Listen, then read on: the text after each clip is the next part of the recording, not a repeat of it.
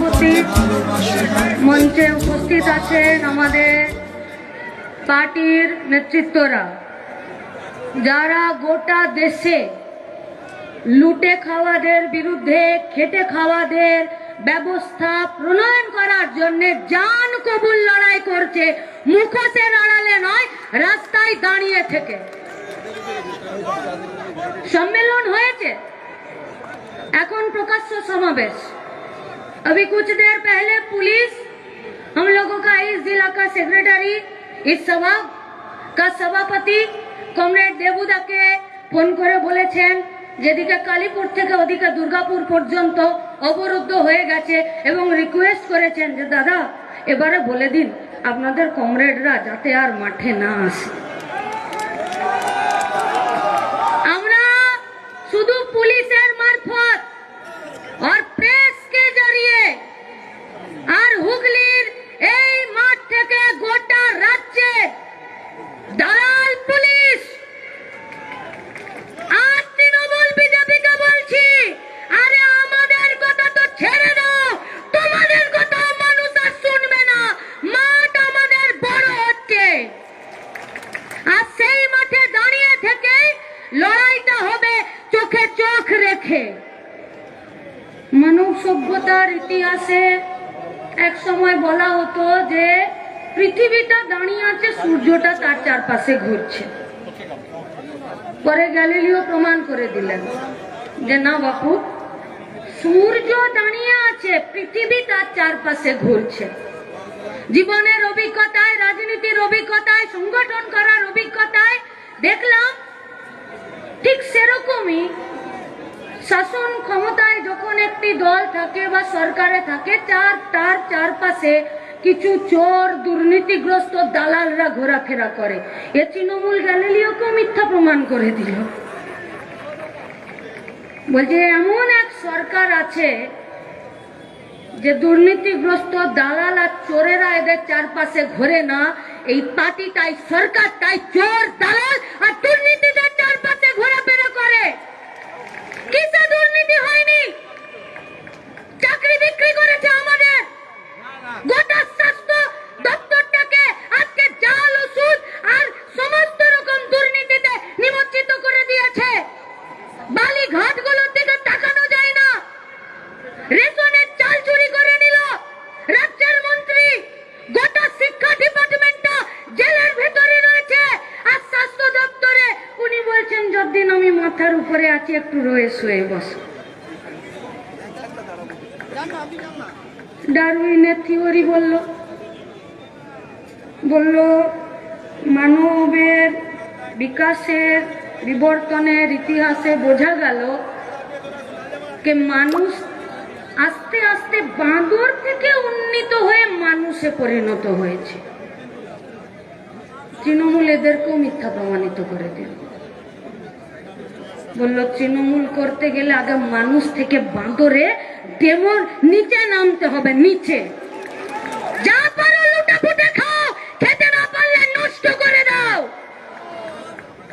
আমাদের চাকরি থেকে শিক্ষা ব্যবস্থা থেকে শুরু করে স্বাস্থ্য দপ্তর সব জায়গাটা নষ্ট করে দিল, লুটে পুটে শেষ করে দিল।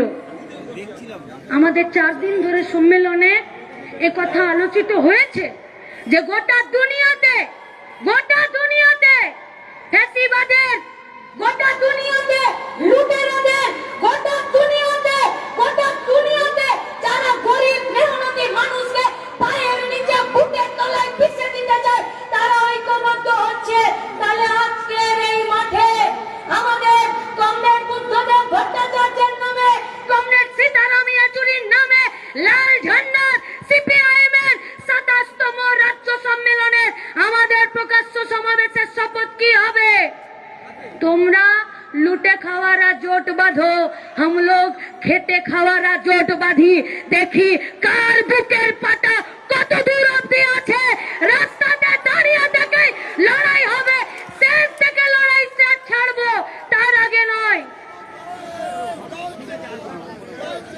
मोदी जी ट्रम्प से मिलने जाते हैं, और जब जाते हैं मिलने तब हवाई जहाज में कैमरामैन को बैठाकर उड़ाकर ले जाते हैं। क्यों? চলো ট্রাম্পের সঙ্গে গলা মিলিয়ে আসি আর ছবিগুলো ভারতবাসীকে দেখাই।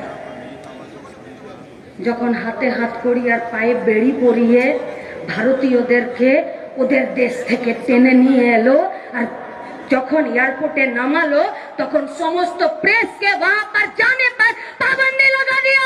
क्यों? যাতে ভারতবর্ষের মানুষরা দেখতে না পারে যে বন্ধু প্রীতির আড়ালে ফিরে এরা পরাধীনতার নামে নিজেদের মাথাটা ওই আমেরিকা সাম্রাজ্যবাদের কাছে ফিরে নামিয়ে এসেছে। अरे मोदी साहब, अरे भाजपा वाले, ये सोशल मीडिया का युग है, दौर है, अपनी চাইলেই সবটা লুকিয়ে রাখতে পারবেন না। আর আমাদের লড়াই কি হবে? এই গোটা বিজেপি আরএসএস দক্ষিণপন্থী চরম আগ্রাসী নীতি নিয়ে যাচ্ছে, যে আগ্রাসী নীতিতে প্রত্যেকটা দিন আমাদের কাজের জায়গা কমছে, প্রত্যেকটা দিন এই পশ্চিমবঙ্গের এই ভারতবর্ষের মাটিতে গরিব মানুষের সংখ্যা বাড়ছে, প্রত্যেকটা দিন ভুখমরিयों का संख्या बढ़ रहा है। জবাব দিতে পারবে এ দেশের সরকার? জবাব দিতে পারবে এ রাজ্যের সরকার? কেন পশ্চিমবঙ্গের জেলগুলোতে আমাদের যে মেয়েরা সংশোধনাগারে আছে, কেন 196 জন পোয়াতি হয়ে গেল? পারবে জবাব দিতে? জবাব দিতে পারবে কেন গায়ে গায়ে পোয়াতি মাগুলো বাচ্চা হতে গিয়ে শরীরে রক্তের অভাবে মরে যাচ্ছে? জবাব দিতে পারবে পশ্চিমবঙ্গের সমস্ত মেডিকেল কলেজগুলোতে কেন যে বাচ্চাগুলো জন্ম নিচ্ছে তাদের ওজন, তাদের শরীরের পুষ্টিগত গুণ সবকিছু কম হয়ে যাচ্ছে? জবাব দিতে পারবে বাংলার নিজের মেয়ের রাজত্বে আমাদের মেয়েগুলো কেন লাশ কাটা ঘরে পড়ে থাকছে? পারবে? জবাব দিতে পারবে কেন আরজি করে ডাক্তার মেয়েদের ক্ষতবিক্ষত মুখটা দেখে ছাত্র যুবদেরকে গাড়িটাকে নিজেদের জীবনের বাজি রেখে আজকে দিতে হলো? জবাব দিতে পারবে কেন গোটা গ্রাম বাংলার আমাদের মাগুলোর বুকের দুধের জন্য যে আয়রনের ট্যাবলেটটা আইসিডিএস সেন্টার থেকে দেওয়া উচিত, কেন তার সাপ্লাই নেই? জবাব দিতে পারবে কেন আইসিডিএস এর পক্ষ থেকে গায়ে গায়ে শুধুমাত্র ভাত সেদ্ধ আর ডিম সেদ্ধ দিয়ে দিচ্ছে? अरे जो लोग शासन के इर्द गिर्द घूमते हो, कभी अपना फैमिली में जाओ और परिवार में जाकर बोलो कि তোমরা একদিন পারবে শুধু এক দলা ভাত শুধু সেদ্ধ খেয়ে বাঁচতে? নিজের বেলা আটি সাটি, পরের বেলা দাঁত কপাটি। লড়তে হবে না? পলিসির লড়াই নয়, নীতির লড়াই নয়, বেঁচে থাকার লড়াই নয়। কর্পোরেট মিডিয়া আর কর্পোরেট দালালদের টাকাতে কিছু লোক আছে যারা এই ভুয়া ভ্রান্তি প্রচার করে বেড়াচ্ছে। কি লাল ঝান্ডাকে ভোট দিয়ে কি হবে? আরে क्या होगा? তোমাদের পাপ 14 পুরুষ দাদুদেরকে গিয়ে জিজ্ঞেস করো লাল ঝান্ডাকে ভোট দিলে কি হয়। লাল ঝান্ডাকে ভোট দিলে जमींदार का हलक में हाथ डालकर कुत्ता बिल्लियों के नाम पर जो जमीन था वो जमीन छीनकर प्रांतिक चाषीদের হাতে দিয়ে দেওয়া হয়। লাল ঝান্ডা ভোট পেলে গায়ে গায়ে স্কুল তৈরি হয় গো। লাল ঝান্ডা ভোট পেলে ঘরের দরজাতে দুয়ারে গিয়ে স্বাস্থ্য কেন্দ্র তৈরি হয়। লাল ঝান্ডা ভোট পেলে করে দেখিয়েছে যদি বসু বুদ্ধদেব ভট্টাচার্যরা লাল ঝান্ডার পার্টি সরকারে থাকলে ক্ষমতা ভোগ করে না, দায়িত্ব পালন করে। আর সেই দায়িত্ব পালন করতে গিয়ে ক্যানেল তৈরি করেছে, রাস্তা তৈরি করেছে, ভর্তুকি দিয়েছে, চাষিকে বাঁচিয়েছে, শ্রমিককে বাঁচিয়েছে, ছাত্র যুবদেরকে বাঁচিয়েছে, মহিলাদেরকে বাঁচিয়েছে। इसीलिए वो लोग डरते हैं। क्यों? যদি বাবা ফিরে লাল ঝান্ডা চলে আসে তাহলে তো একদম ওয়েটিং লিস্ট নয়, কনফার্ম টিকিট কেটে যাবে। কনফার্ম টিকিটটা কাটতে হবে, কাটতে হবে কনফার্ম টিকিট। গতবার রাজ্য সম্মেলনে কমরেড মোহাম্মদ সেলিম সেক্রেটারি হয়ে কি বলেছিলেন? আমি সেলিমদার কথা নিজেই বলে দিচ্ছি, জানি না, যে ঘুমাতে দেব না। বলেছিলেন না ঘুমাতে দেব না? এবার চলুন আমরা সবাই মিলে বলি ছুটিয়ে ছুটিয়ে মারবো, কাউকে রেয়াত করা যাবে না।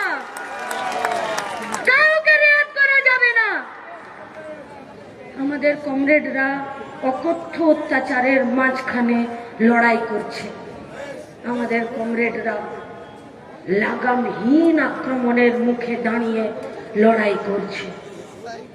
আজ এই 27তম রাজ্য সম্মেলনের মঞ্চে, যে মঞ্চে আমরা আমাদের দেশকে এক রাখার শপথ নিয়েছি, যে সম্মেলনে আমরা আমাদের রাজ্যের গরিব খেটে খাওয়া মেহনতি মানুষের জন্য, শ্রমিকের জন্য, কৃষকের জন্য, বন্ধ কারখানার জমিতে ফিরে কারখানা বানানোর জন্য, সারের কালোবাজারি বন্ধ করার জন্য, বাংলার ছেলেগুলোকে পরিযায়ী শ্রমিক হয়ে পিঠে ব্যাগ নিয়ে ট্রেনে ওয়েটিং টিকিট কেটে নিয়ে এই রাজ্য থেকে দূরে না পাঠিয়ে নিজের বাড়ির সামনে কাজ নেবার জন্য আমাদের এই গোটা পশ্চিমবঙ্গে দুর্নীতির বিরুদ্ধে জান কবুল লড়াই করার জন্য যোগ্য প্রার্থীদের, যোগ্য মাস্টার মশাই দিদিমণিদের যোগ্যতার নিরিখে সবাইকে নিজের চেয়ার ফেরত পাঠিয়ে দেবার জন্য আমরা শপথ গ্রহণ করেছি। আজকে সেই সম্মেলন থেকে আপনাদেরকে বলছি, কার দমে পেরেছি আমরা এই শপথ নিতে? বলবেন কমরেড মোহাম্মদ সেলিম, আমাদের পার্টির পুনরায় নির্বাচিত সম্পাদক, মঞ্চে বসে আছেন। আমাদের এ রাজ্যের এগিয়ে থাকা, রাস্তায় দাঁড়িয়ে থেকে লড়াই করা, কেস খাওয়া, জেল খাওয়া নেতারা, এই নেতারা মুখ দেখিয়ে নেতা হয়নি, রাস্তায় দাঁড়িয়ে থেকে বন্ধুর হাত, কমরেডের হাত শক্ত করে ধরে থেকে নেতা হয়েছে। মঞ্চতে শুধু বসে আছে, আপনারা ওদেরকে দেখতে পাবেন আর ওরা আপনাদেরকে দেখতে পাবেন।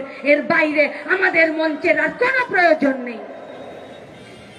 সেই সব কর্মীদের ভরসাতেই তো আমরা এই শপথ নিতে পেরেছি। সেই সব সকল কর্মীদেরকে আমরা কথা দিচ্ছি, 27তম রাজ্য সম্মেলনের এই মঞ্চ থেকে, প্রকাশ্য সমাবেশের এই মঞ্চ থেকে চোখের মনির মতো রক্ষা করব আপনাদের। লড়ে যান, লড়ে যান বুথে, লড়ে যাই আমরা। চলুন সবাই নিজের ব্লকে সব দাবি আদায় করার আন্দোলনে জিতে আসার কলেজা নিয়ে ব্রিগেডের সমাবেশে ফিরে সামিল হব। কি সমাবেশ দেখেছেন ইনসাফের ব্রিগেডে, তার থেকেও বড় সমাবেশ করব। চ্যালেঞ্জ রইল, কই আগার রোক সকে তো রোক নেই।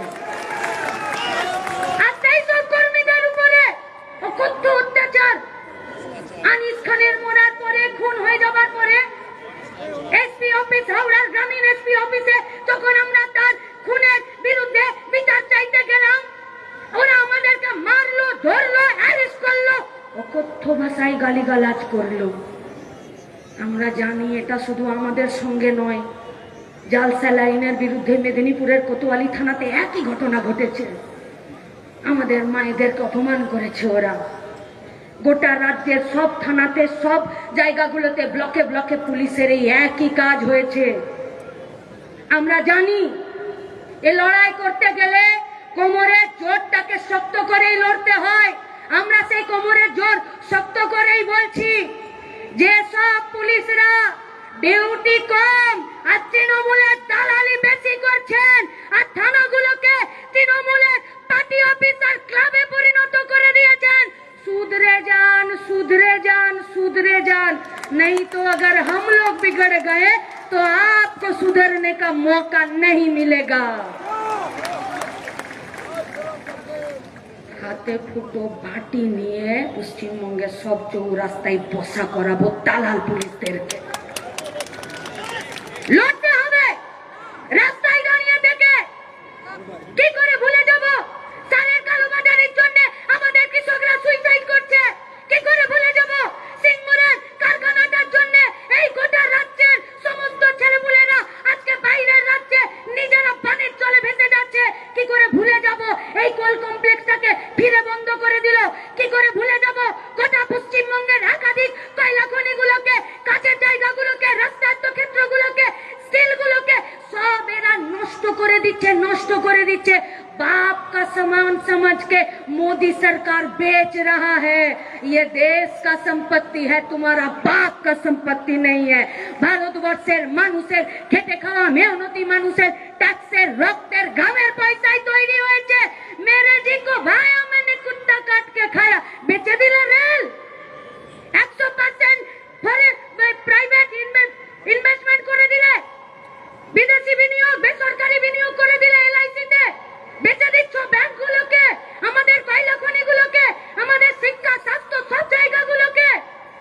রাজ্যের সরকার বললো আমার কাছে রেল ছিল না বেচার, বিএসএনএল ছিল না বেচার, আর জি করের মুর্দা ঘরোं में कुछ लाशটা সন্দীপ को বগলে ভরে নিয়ে তাই বেঁচে দিল। বেচার বিরুদ্ধে লড়াই, বেচার বিরুদ্ধে লড়াই, সেই লড়াইয়ে নেমেছি। আমার পরে বলবেন আমাদের পার্টির সম্পাদক কমরেড মোহাম্মদ সেলিম সেই লড়াইয়ের বার্তা নিয়ে নিজের বুথে, নিজের ব্লকে, নিজের ওয়ার্ডে, নিজের পঞ্চায়েতে ফিরবো। আর কথা দিচ্ছি গোটা রাজ্য থেকে আগত প্রতিনিধিরা দার্জিলিং থেকে শুরু করে ঝাড়গ্রাম পর্যন্ত আমরা একই শপথ নিয়েছি। কি শপথ? মাঠ ছেড়ে দেব না তো। কাঁধে কাঁধে অনেক অনেক অনেক লাশ বয়েছি, চোখের সামনে দেখেছি মইদুলকে পিটিয়ে মেরেছে সুদীপ, স্বপন ছুরি দিয়ে বারে বারে স্ট্যাবিং করে কেটে দিল রেখা তামাংয়ের শরীরটা দার্জিলিং এ। সালতু সোরেন পোকাই গেল শরীরটা। রাজিবুল, মনসুর, প্রত্যেকটা দিন আমাদের আনিস, আমাদের স্বপন কলে, আমাদের ভীমনাথ তেওয়ারি, আমাদের দিলীপ সরকার प्रत्येक के खून करेছে, বয়েছি हम लोगों का कॉमरेडों का, हम लोगों का साथियों का लाश। এখনো পর্যন্ত আরজি করে ডাক্তারের মেয়েটির ক্ষতবিক্ষত চেহারাটা আমাদের চোখের সামনে ভাসছে, যেটা আমাদের মনটাকে, আমাদের বুকের ধুকধুকানিটাকে বাড়িয়ে দিয়েছিল।